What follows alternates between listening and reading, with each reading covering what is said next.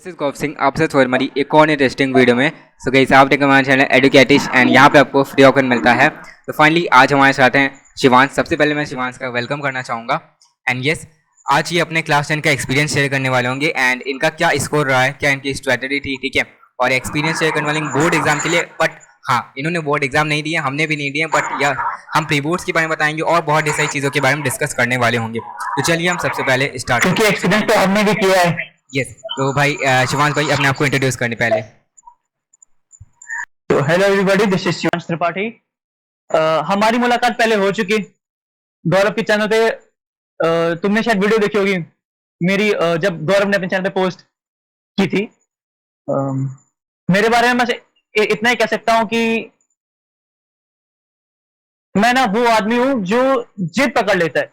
तो जो जिद पकड़ लेता है ना, तो उसे वो प्रूव करके रहते कि मैंने जिद पकड़ी थी, तो मैंने ये प्रूव कर दिया। और अभी मेरा ये हालत ये है कि I have got addicted to a procrastination, जो मैंने वीडियो में बताया था। और ये मेरी लाइफ की कहानी भी यही है।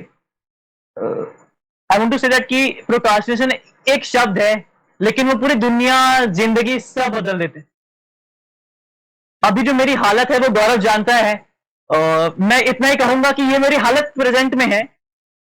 फ्यूचर की तो मैं गारंटी देता हूं कि अगले साल 12th में गौरव फिर इंटरव्यू लेगा और कहेगा 98%, 97%, मतलब 90 to 100% के बीच में जो मेरी रैंक आएगी ना, उसमें गौरव कहेगा कि आप फिर से अपना एक्सपीरियंस बताइए। चलिए शुरू करते हैं इंटरव्यू। ओके, तो बहुत बढ़िया था। यस, सो फर्स्ट क्वेश्चन यहाँ पे है कि how you were in studies before class 10। मैं इतना ही कह सकता हूँ कि क्लास 10 से पहले की जो मेरी पढ़ाई है वो काफी अच्छी थी। I was a good student. Rank मेरे टॉप 5 में आती थी, टॉप 10 में आती थी। मेहनत में करता था, अच्छी पढ़ाई थी, काफी अच्छी पढ़ाई चल रही थी। Okay, so next question is time management क्या रहा क्लास 10 में, या हम लोग को क्या रखना टाइम चाहिए मैनेजमेंट की क्लास तो 10 के बात है, हिसाब ये से? है गौरव कि हमारा पूरा सेशन ऑनलाइन चला। और 9th की एंडिंग और 10th की स्टार्टिंग और एंडिंग भी हमारा पूरा ऑनलाइन गया। टाइम मैनेजमेंट का तो कुछ सोचा नहीं। यूट्यूब स्क्रॉल करने बैठे तो फिर अब ये वीडियोस थी, 1 महीने पढ़ लो तो क्लास 10 पास अच्छे नंबर से, 3 महीने में पढ़ लो। बट द थिंग इज, जो मैंने रियलाइज किया क्लास 10 में, तुम्हें दुनिया में अगर बेस्ट टाइम टेबल या बेस्ट वीडियो मिल भी जाए ना, तुम उसे देख के मोटिवेट हो सकती हो, लेकिन टाइम मैनेजमेंट तुम्हें खुद खुद करना होगा। मेरी हालत उस टाइम बहुत खराब थी, क्योंकि मुझे ना पोस्ट कोविड सिंड्रोम हो गया, जो हालांकि सबको हो गया था। I was indulge in social media, online games. But एक एक चीज थी मेजॉरिटी यही था सबके ट्रिगर साथ। करती। हाँ मेजॉरिटी यही था सबके साथ उस समय। हाँ, तो एक चीज थी जिसने मुझे ट्रिगर की, वो तो मेरे पापा। उन्होंने मुझे एक दिन बैठाया और बोला, देखो क्या है बेटा कि तुम गेम लाइफ टाइम खेल सकते हो, इंस्टाग्राम पे, सोशल मीडिया पे लाइफ टाइम रह सकते, लेकिन 10th का बोर्ड ना एक बार आता है, एक बार देते हो, एक बार पास हो, बस। तो वो चीज मुझे ट्रिगर किया। मेरा टाइम मैनेजमेंट मुझे खुद नहीं पता, मैंने कितने घंटे पढ़े हैं। मैं कह सकता हूं साल भर में मैंने 9 महीने मस्ती की, और 3 महीने में मैंने इतना पढ़ा कि I got a good marks, a good percentage. ठीक है, next question is that time table is compulsory या डेली गोल्स मीन्स, कुछ लोग क्या करते हैं कि टाइम टेबल बना लेते हैं कि भाई 9 से 10 हम पढ़ेंगे, फिर 10 से 12 हम खेलेंगे या खाएंगे। तो हमें टाइम टेबल बना के रखना चाहिए एक हफ्ते का, कि एक हफ्ते का या एक महीने का, या हमें डेली गोल्स बना लेना चाहिए कि भाई ये हमको करना है और बाकी वो टाइम हम अपने हिसाब से सेट कर लेंगे जब भी टाइम मिलेगा। तो इसमें ना देखो, दो चीज है, टाइम मैनेजमेंट, मतलब गोल सेट करना हो या टाइम टेबल बनाना हो, ये आदमी तभी निभा सकता है जब आदमी में डेडिकेशन हो पहले से ही, कि भाई चाहे टाइम टेबल हो चाहे गोल हो, हमें निपटाना है। और जो पोस्ट कोविड सिंड्रोम है ना, इसके बाद बच्चों में या हम में जो चेंजेस हैं वो ये है कि हम चाहे गोल बना लें, चाहे टाइम टेबल बना लें, हम उसे फॉलो नहीं कर पाते। तो जो मैंने चीजें सीखी हैं क्लास 10th में, वो ये थी कि मेरे मन में ये था कि भाई पापा ने बोला है तो इसमें अचीव करना है। मुझे टाइम टेबल से फर्क नहीं पड़ता, गोल से फर्क नहीं पड़ता।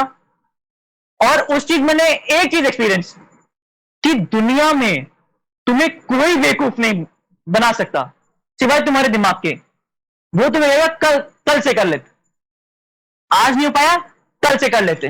तुमने अपना एक टारगेट छोड़ा, 9 से 10 तुम नहीं पढ़ पाए, तुम 11 से 12 पढ़ ही नहीं पाओगे, तो मन कहेगा भाई नहीं पढ़ पाए यार, अब ये क्यों फॉल करें, तुझे टीवी देख लेते, फोन चला लेते, ये होगा। तो जो मैंने अपना पढ़ने का जो टाइम मैंने बढ़ाया, वो ये था कि मेरे मन में ये था कि मुझे ये कंप्लीट करना है, सिलेबस कंप्लीट करना। मैं बच्चों से यही कहूंगा, मतलब जो मेरे जूनियर्स हैं, कि ना तुम गोल बनाओ ना तुम टाइम टेबल। रोज रात में सोने से पहले मन में खुद से बातें करो कि यार देखो 24 घंटे मिले थे मुझे, इतने घंटे स्कूल में गए, इतने घंटे कोचिंग में गई, मैंने कितना टाइम वेस्ट कर दिया है ना। और जब ये टाइम कम होता जाए तुम अपने गोल्स को अचीव कर लोगे, अपने टाइम टेबल को अचीव कर लो, तो फिर तुम्हें ना गोल की जरूरत है ना टाइम टेबल की, अपने आप से मैनेज। एकदम करेक्ट, एकदम correct. Yes. Okay, next question is that which subject you opted and why? Class 11 में मतलब तुमने कौन सा सब्जेक्ट लिया, और लिया तो फिर क्यों लिया, उसके पीछे का कोई रीजन? इसका मैं ना कोई रीजन नहीं दे सकता, क्योंकि ये ना इंडिया है, यहाँ पे अगर तुम्हारे 85 से अब आ गए परसेंटेज क्लास 10th में, तो 11 12 तो सब जानते कि क्या लेंगे, सब, यहां तक कि सबको पता होता है। 85 से लेकर के 100 तक जाओगे तो सबको पता है कि क्या लेना है। हाँ, माँ बाप, मतलब पेरेंट्स, गाइडेंस के लिए टीचर्स, सोसाइटी वाले, पीयर प्रेशर, सब तुम्हें साइंस की तरफ ढकेल देगा। सेम। तो मेरे पापा ने मुझसे कहा था कि देखो बेटा, ऐसा है कि हमें किसी सब्जेक्ट से कोई दिक्कत नहीं, बट हम चाहेंगे कि तुम साइंस पढ़ो। हाँ। अब वो तुम पे डिपेंड करता है कि तुम मैथ्स लो या बायो। हाँ। तो मैथ्स मेरे लिए एक बहुत बड़ा माउंट एवरेस्ट का पहाड़ था जो मैं चढ़ भी नहीं पा रहा था। Okay. So I opted bio. Okay. 11th खत्म हो गई, मुझे रियलाइज हुआ कि बायो मेरा इंटरेस्ट है, बस फिजिक्स केमिस्ट्री में नहीं है। ओके, ओके, बढ़िया। फिर है कि your strategy to score good marks, और एंड प्री बोर्ड्स के बारे में क्या ओपिनियन देना चाहोगे? बिकॉज प्री बोर्ड्स में बहुत कम मार्क्स आते हैं लोगों के क्लास 10th में, तो उसके बारे में ओपिनियन क्या देना चाहोगे? पहला स्ट्रेटजी क्या रहेगी, और दूसरा प्री बोर्ड के बारे में टिप्स। स्ट्रेटेजी तो वही रखो जो बोर्ड हो, मतलब स्ट्रेटेजी ऐसी रखो कि तुम प्री बोर्ड नहीं, तुम बोर्ड देने जा रहे हो। एंड तुम चाहे जितना अच्छा कर लो, टीचर्स तुम्हारे मार्क्स काटेगा। तो मतलब अगर तुम्हारी स्ट्रेटेजी अगर तो 100 मार्क्स की है ना, तो टीचर्स तुम्हें 85 90 तुम्हें 100 पहुंचने ही नहीं देगा। रीजन क्या है कि टीचर्स तुम्हें national topper, district topper, state topper, कुछ नहीं तो क्लास टॉपर तो बनाना चाहता है। तो टीचर्स तो भाई एकदम स्ट्रिक्ट मार्किंग करेंगे। हाँ। तो उसे डिमोटिवेट नहीं होना है, इसे मोटिवेशन बना लो। ऐसे मैं बता दू, तू अभी हमारे क्लास 12 के एग्जाम्स हुए, मेरे मार्क्स बहुत ही कम आए, वो तुम भी जानते हो। तो ये मेरे लिए डिमोटिवेशन की बात नहीं है कि मैं नहीं कर पाऊंगा, मेरे लिए मोटिवेशन की बात है। अब देखो इतने कम आए हैं तो मुझे इससे बढ़ा के आगे लेके जा। yes. तो यही है कि डिमोटिवेट नहीं हो, लाइफ है, उतार चढ़ाव लगा रहेगा, तो आगे बढ़ो, जब तक मर नहीं जाओ ना, हारना नहीं है। बढ़िया, बहुत बढ़िया। और सबसे ज़्यादा जहाँ तक इंग्लिश में ही कटते हैं मार्क्स, 100 उसमें बहुत ज़्यादा मुश्किल होता है, क्योंकि रेयर चांसेस है, और इंग्लिश भी है, एसएसटी भी है। टीचर मार्क्स नहीं देता, उन्हें केवल एनसीईआरटी कीवर्ड चाहिए। हाँ, okay. So next question is that which you prefer, school, YouTube या कोचिंग? बिकॉज 2 साल से हम लोग ने देखो ऑफलाइन भी देखा है, ऑनलाइन भी देखा है, तो तुम्हारे हिसाब से क्या बेटर है, हमें स्कूल जाना चाहिए या कोचिंग ज्वाइन करनी चाहिए या यूट्यूब करना चाहिए क्लास 10 के हिसाब से? मैं बताऊं तुम्हें, मैं पीडब्ल्यू का स्टूडेंट हूं। Coaching, I follow Learno Hub and PW both on YouTube and I am a regular school student 11th में। ओके, मैंने 10th में भी कोचिंग ज्वाइन की थी। यहाँ आसपास वाले कुछ नेबर में जितने भी छोटे मोटे कोचिंग होते हैं, नाम के छोटे मोटे होते हैं, काम उनके बड़े ही होते हैं। द थिंग इज कि तुम्हारे पास एक एनसीईआरटी नाम की किताब है, तुम चाहे यूट्यूब से पढ़ो, कोचिंग से पढ़ो, स्कूल जाके पढ़ो, बिना एनसीईआरटी के तुम कोई एग्जाम क्रैक नहीं कर सकते। यहां तक कि मैं तुम्हें अपना एक्सपीरियंस बताऊं, मैं पीडब्ल्यू जाता हूं, वहां पे आईसीएससी बोर्ड के बच्चे पढ़ने आते हैं, सीबीएसई मतलब एनसीईआरटी, क्योंकि उनको भी पता है कि नीट हो या बोर्ड, एनसीईआरटी से ही पार होगी नहीं है। हाँ, हार्ट एंड तो सोल, एनसीईआरटी इज द तुम हार्ट एंड सोल। जिससे भी पढ़ो, एनसीईआरटी फॉलो की। मैंने भी अपनी हर वीडियोस में लगभग बोला NCERT is the heart and soul. बिल्कुल, NCERT is the heart and soul. ये मुझे बहुत देर में समझ में आया, अभी आया, मतलब इधर कुछ दिनों में टीचर से डिस्कस किया, बायो वाले टीचर डिस्कस किया, उनसे ही मैं करवाता हूँ, या फिर केमिस्ट्री टीचर से डिस्कस किया, Yes. क्योंकि फिजिकल से मुझे मतलब आज भी डर लगता है कि पता नहीं क्या बोल दें। हाँ, तो उनसे डिस्कस किया, पापा से डिस्कस किया, वीडियोस देखी कुछ, कुल मिला के निष्कर्ष यही है कि पढ़ो और एनसीईआरटी फॉलो करो, उसके बिना कुछ नहीं है। Okay okay. So next question is best books. वो जो तुमने जैसे कि बता रहे एनसीईआरटी, बट क्या कुछ लोग होते हैं रिफ्रेशर फॉलो करते हैं, तो एनसीईआरटी के अलावा हम लोग और क्या क्या फॉलो कर सकते हैं, कौन कौन सी बुक? एनसीईआरटी तो मस्ट है। क्लास 10 के हिसाब से अगर बात करें यस। तो स्टार्टिंग में बुक के साथ, क्योंकि क्लास 9th में 10th में जब तुम आते हो तो एनसीईआरटी तुम्हारे लिए एकदम नई चीज होती है। उससे पहले तुम रिफ्रेशर ही पढ़े आए हो, मतलब क्लास फर्स्ट से लेकर के केजी से लेकर के नर्सरी, प्री नर्सरी से लेकर के 8 तक तुम केवल रिफ्रेशर ही पढ़े हो, तो एनसीईआरटी तुम्हें हार्ड लगेगी। लेकिन as a student of class 12th मैं कह सकता हूं कि एनसीईआरटी अच्छी है, क्योंकि प्रैक्टिस हो गई है पढ़ने की, इसे आदत हो गई है, टीचर्स कहते रहते हैं तो फॉलो कर लिया। लेकिन हाँ, तुम्हें हार्ड लगेगी, मुझे भी लगी थी, गौरव आई थिंक तुम्हें भी लगी होगी, या जितने टॉपर्स हैं उनको भी लगी होगी। हम सब ह्यूमन है, हम सबकी एक ही टेंडेंसी है। तुम्हें कहूंगा ऑल इन वन खरीद लो, मैंने वही खरीदी थी, स्टार्टिंग के टाइम पे मैंने खरीदी ऑल इन वन। ओके। और उसके बाद जब आए बोर्ड तो मैंने खरीदी 10+1 टुगेदर विथ की सैंपल पेपर्स की बुक, वो लगा लिया, बोर्ड खत्म। प्री बोर्ड में ऐसे ही मार्क्स आए थे, हाँ। और बोर्ड होता तो उसमें भी अच्छे आते। ओके। बाकी वो तुम पे डिपेंड करता है कि तुम्हें लैंग्वेज कौन सी समझ में आती। ओके। फिर नेक्स्ट क्वेश्चन है कि सोशल मीडिया बिल्कुल छोड़ देना चाहिए क्लास 10 में, या हम उसको यूज कर सकते हैं but in a limit, control के साथ? देखो, सोशल मीडिया पे जो मेरा राय है ना, वो मेरे ऊपर भी डिपेंड करता है, मतलब मेरी ही लाइफ उस पर बीती है।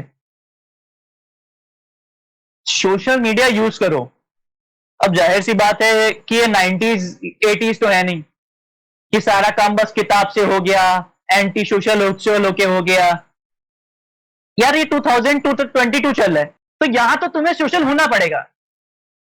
बट अगर तुम में टैलेंट है, तुम क्रिएटर हो, इट डजंट मैटर तुम किस फील्ड के क्रिएटर, म्यूजिक फील्ड के क्रिएटर हो, एजुकेशन फील्ड के क्रिएटर हो, टेक फील्ड के क्रिएटर हो, तब तुम इंस्टा पे रहो, सोशल मीडिया पे रहो, इंडल्ज रहो, मतलब व्हाट इज फॉर मी, ये प्रिंसिपल अप्लाई करो, फिर चाहे जहां रहो।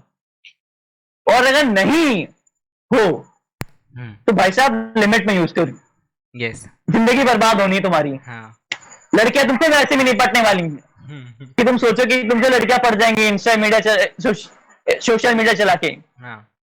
ऐसा कुछ नहीं है। कि हमें फोकस किस पे ज़्यादा करना चाहिए, सिलेबस कंप्लीट करने में करना चाहिए या एक कॉन्सेप्ट को हमने अगर थोड़ा सा ही पढ़ा है तो उसके कॉन्सेप्ट को एकदम स्ट्रॉन्ग कर लें?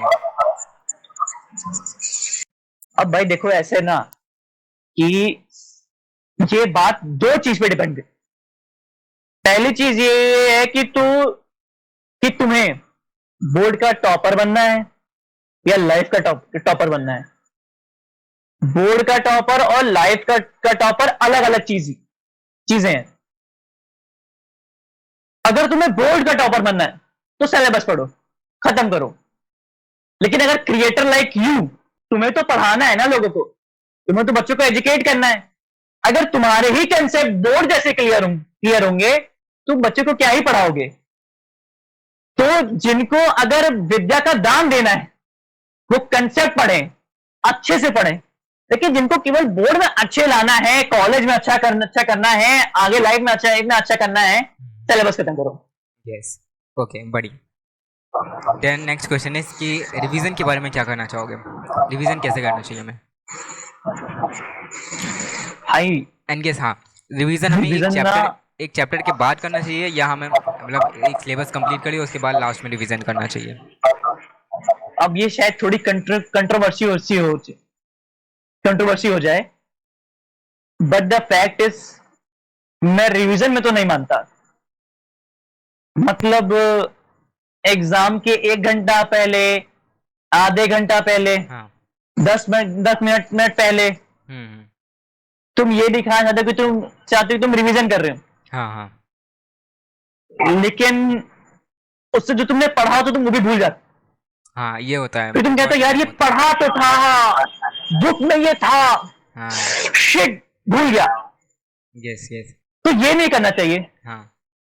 मैं जो करता था क्लास 10 तक वो ये था कि एग्जाम से ये 1 दिन पहले मैं रिलैक्स रहता था। मतलब कि एक बार किताब उठाई, हाँ। उसे एक बार इसे देख लिए, नोट्स बनाता था, उसे थॉरली पढ़ता था, ओके। और फिर आराम से सो गया। 8 घंटे की नींद ली, एग्जाम डन। बढ़िया। हाँ, ये भी होता है क्योंकि कभी कभी क्या होता है जब एक चीज़ पढ़ लिया याद होगी दोबारा अगर पढ़ लेते हैं ना तो वो होता है भूल जाता है उसको। ऐसा मेजोरिटी मेरे साथ भी होता है बहुत। एग्जैक्टली वही तो कह रहा हूं। तुम क्रैम करने की कोशिश करोगे और तुम वही खत्म हो जाओगे। तुम्हारे दिमाग में ये रहेगा कि मैंने ये पढ़ा था लेकिन भूल गए। Okay. So next question is कि क्लास 10 में मिनिमम हमें सैंपल क्वेश्चन पेपर या पीवाईक्यू कितने लगा लेने चाहिए? फिर देखो वही बात आती या जो मैं इसकी कहता हूं। नेसेसरी है, लगाने की जरूरत है या नहीं है? देखो ना, वही बात है। दो कारण इसमें भी है, लाइफ का टॉपर बनना या स्कूल का टॉपर, मतलब बोर्ड का टॉपर। अगर तुम्हें बोर्ड में 99%, 95% लाने हैं तो पेपर लगा लो, ठीक ठाक लगा लो। और अगर तुम्हें a creator like you millions को पढ़ाना है तो तुम्हें एक नहीं 2-3 सैंपल पेपर लगाने चाहिए, क्योंकि तुम्हें बाकियों के कंसेप्ट क्लियर करने, अपने तो तुम कर ही रहे हो। वही तो, एकदम क्लियर समझ में आना ही चाहिए सबको। ओके। अब आखिर तुम्हारे वीडियो पे कोई कमेंट करे कि हमें ये समझ में नहीं आया, तुम्हें खुद नहीं आता तुम क्या ही समझाओगे? वही तो जब हमें नहीं आएगा तो हम समझाएंगे क्या उसको? क्या ही समझाएंगे? फिर कमेंट पूरी यूजेस हो गया ना। हाँ, वही तो। फिर नेक्स्ट क्वेश्चन है कि अगर तुमने मतलब क्लास 10 में तुमने अच्छा लगाए थे कि नहीं लगाए थे एसक्यूपी पीवाईक्यू? नहीं, मैंने लगाए थे। मैंने एक बुक ली थी, मैंने बताया ना। हाँ। टुगेदर विद की 10+1 सैंपल पेपर। हाँ। मेरे पास आज भी रखी है, वो मेरी बहन के काम आ जाएगी। ओके। हाँ, तो यही क्वेश्चन मैंने लगाई थी, मैंने वो एक बुक लगाई थी। तो टुगेदर विद इसको तुम प्रेफर करना चाहोगे स्टूडेंट्स को? मैं बिल्कुल प्रेफर करना चाहूंगा, बिल्कुल। बढ़िया। मैं इतना कह सकता हूं कि ऑल इन वन जो अरिहंत पब्लिकेशन की है और टुगेदर विद पब्लिकेशन की 10+1 सैंपल पेपर वाली लगा लो, बोर्ड पार है। Okay. Next question is that notes कैसे बनाएं एंड सेल्फ स्टडी के बारे में कुछ टिप्स बोलना चाहोगे? नोट्स, हाँ देखो नोट्स ना, क्योंकि कोविड का टाइम था, टीचर्स फिजिकल अवेलेबल नहीं थी, तो मुझे किताब पढ़नी थी और यूट्यूब पे लेक्चर देखना था। तो हाँ, मैं यूट्यूब पे बहुत इंडल्ज हो गया था, मतलब किताब मैंने छुई ही नहीं थी।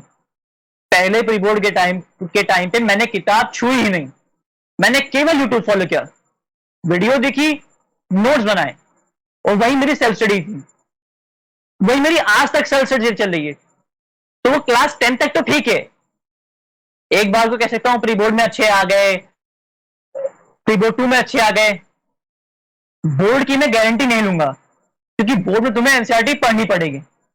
तुम भले यूट्यूब से जितना देख चुके हो, तुम्हें यू नीड एनसीईआरटी, ये मुझे अब रियलाइज हो रहा है।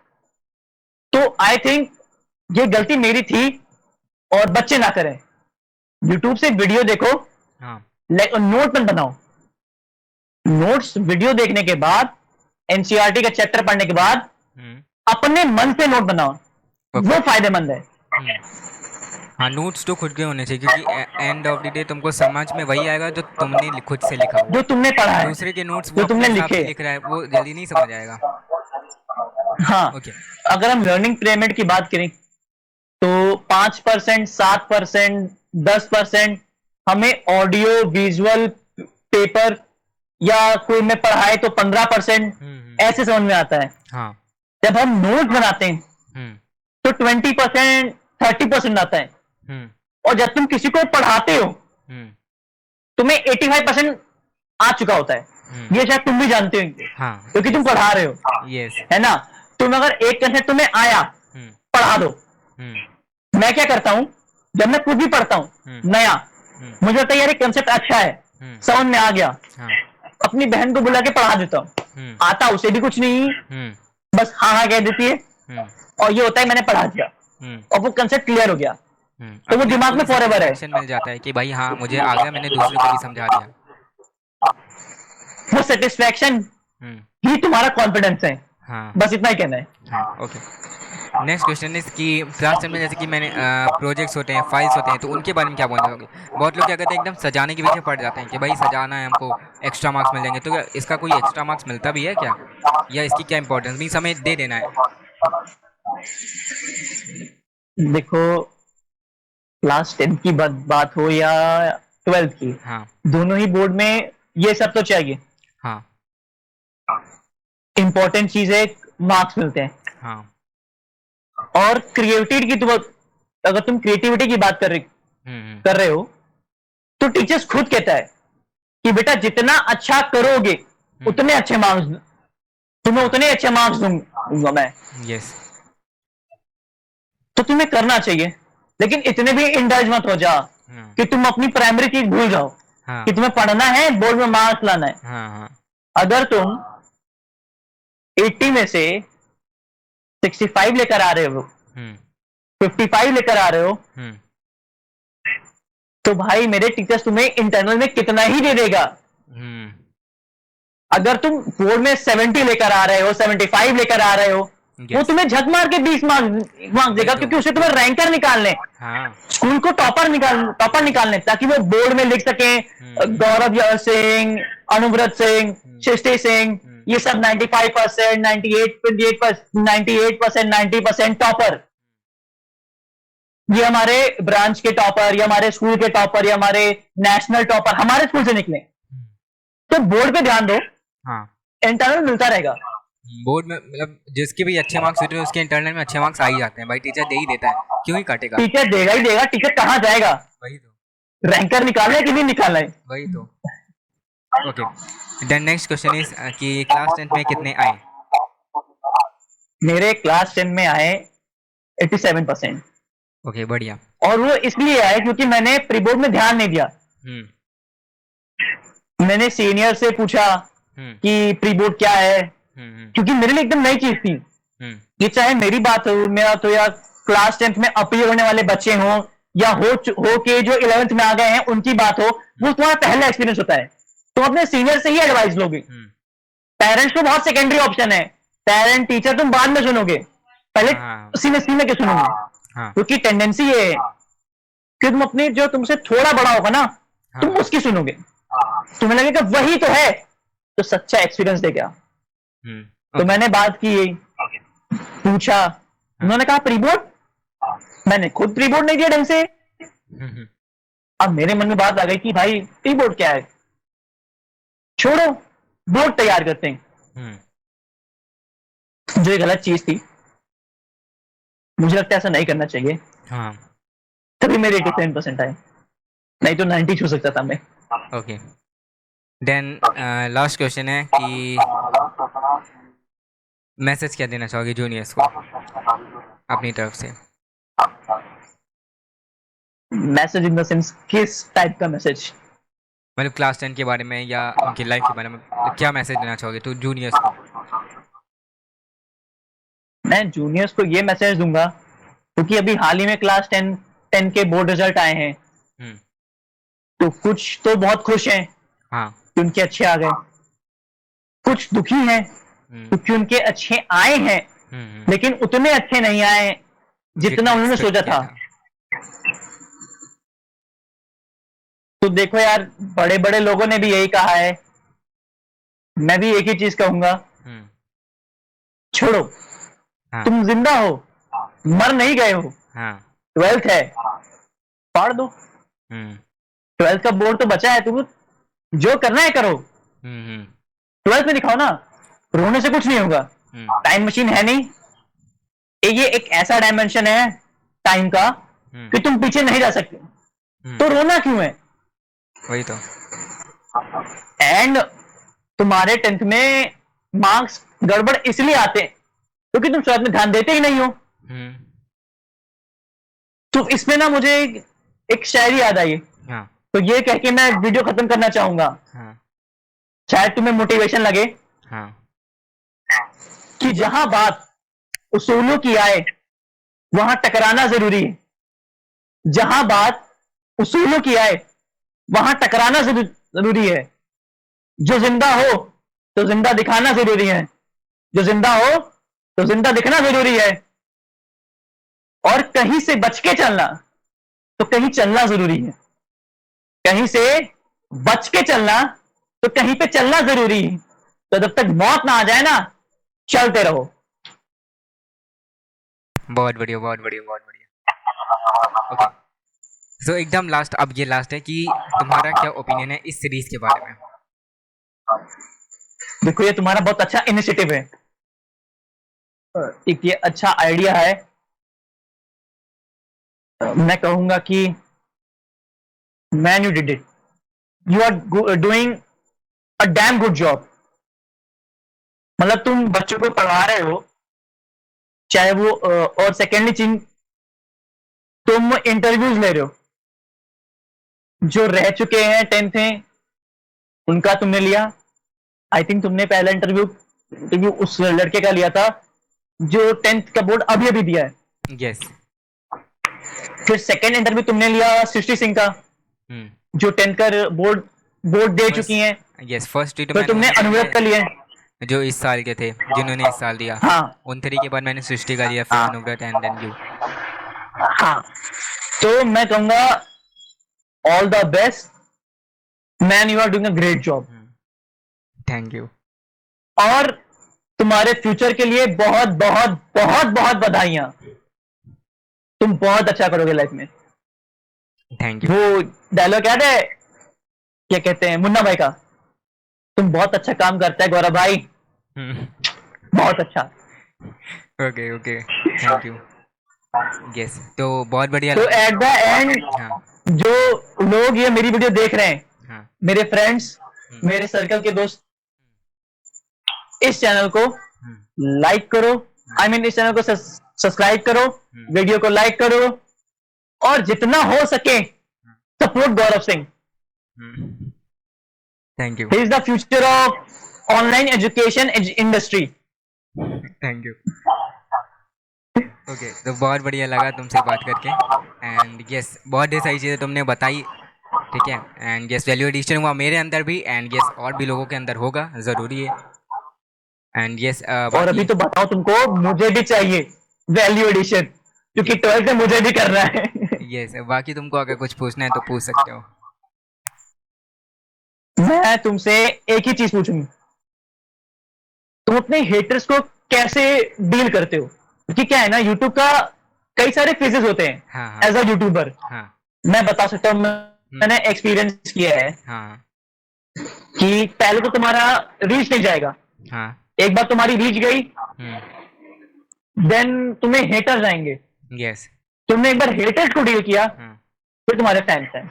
यस और जहां तक मुझे लगता है तुम अभी रीच से लेकर के हेटर के बीच में हो, हम्म तो हेटर्स तो आएंगे, हम्म डील कैसे करते हो? देखो ऐसे बहुत डिसाइड होते हैं कि जैसे कि कमेंट्स आते हैं कि भाई तुम पहले खुद पढ़ लो, ठीक है, और दूसरा हो गया भाई इतने पतले हो भैया पहले खुद तो हेल्थ बना लो। कोई कहते भाई तुम 8th क्लास में 9th क्लास में हो, है ना। तो ऐसे बहुत डिसाइड कमेंट्स आते हैं और बाकी अच्छे भी कमेंट्स आते हैं तो वो तो भाई हैं ही, वो तो प्रायोरिटी पे हैं, वो तो टॉप पे हैं। और जो ऐसे कमेंट्स आते हैं उस पर सिर्फ मैं एक ही अच्छे कमेंट, कमेंट मतलब मोटिवेशन। हाँ जो इस तरीके के कमेंट्स, संदीप महेश्वरी फेल है इसके सामने। हाँ जो इस तरीके के कमेंट्स आते हैं ना कि भाई तुम पहले खुद कर लो, तुम किस क्लास में हो, मैं सिर्फ यही कहता हूँ भाई thank you for giving me your precious time. तुमने अपना टाइम निकाल के मेरे बारे में इतना बोला, तो शायद अगर तुम अपने ऊपर इतना ध्यान दे देते तो शायद तुम भी बन जाते। बस मैं इतना ही रिप्लाई करके और छोड़ देता हूँ और कमेंट लाइक कर देता हूँ। नहीं भाई, ये बहुत बड़ी बात है, क्योंकि ना बहुत कम ही लोग होते हैं जिनके पास पेशेंस और पोलाइटनेस एक साथ होती है। मैंने वो दोनों तुम्हें देखी है। यस अब गंदे कमेंट्स आ रहे हैं तो मैं ये तो नहीं उनके साथ लड़ाई करूँ भाई तुम भी जाओ तुम भी करो, सिंपल सा है कि भाई अपना भाई फिर टाइम मुझे निकालने ना के इस लिए पे थैंक एक यू। ही कहानी याद आती है हाँ कि कौवों के मोहल्ले में कोयल थी, हम्म कौवे ताना मारते थे, हम्म कोयल मीठा बोलती थी। हम्म कौवों की टेंडेंसी कोयल में नहीं आई। हम्म जब कोयल से पूछा गया कि आप ऐसा कैसे कर लेती हैं और क्यों करती हैं, हम्म कौवों को कौवों की भाषा में समझा दीजिए। हम्म कोयल ने कहा, हम्म जब वो मेरे साथ रह के अपनी टेंडेंसी नहीं भूल रहे, हम्म तो मैं उनके साथ रह के अपनी टेंडेंसी क्यों भूल जाऊं? यस यस तो वही तुम्हारे साथ भी अप्लाई होता है यस कि हेटर्स आ रहे हैं, हम्म कमेंट कर रहे हैं, हम्म जब वो अपनी चीज नहीं छोड़ रहे, हम्म तो हम पोलाइटनेस क्यों छोड़ दें? हाँ आफ्टर ऑल हम टीचर हैं यार, यस मतलब तुम टीचर, तो टीचर तो भाई पोलाइटनेस की मूर्ति है। हम्म अगर टीचर में पोलाइटनेस और पेशेंस नहीं है ना, हम्म तो मुझे नहीं लगता कि वो बेस्ट टीचर है। हम्म टीचर तो कोई बन सकता है, हम्म कोई भी बन सकता है teacher, it's not a big deal. ये ओके तो बहुत बढ़िया था इंटरव्यू एंड मज़ा आया। My it was a pleasure and my honour कि तुमने मुझे बुलाया। Hmm So okay thank you so much welcome for this lovely interview, making my evening the best. Okay thank मैं यू। बता दूं तुम्हें, ये मेरे लाइफ का पहला इंटरव्यू हाँ और बहुत अच्छा है, मतलब बहुत अच्छा गया। थैंक यू भाई, welcome. Thank you so much.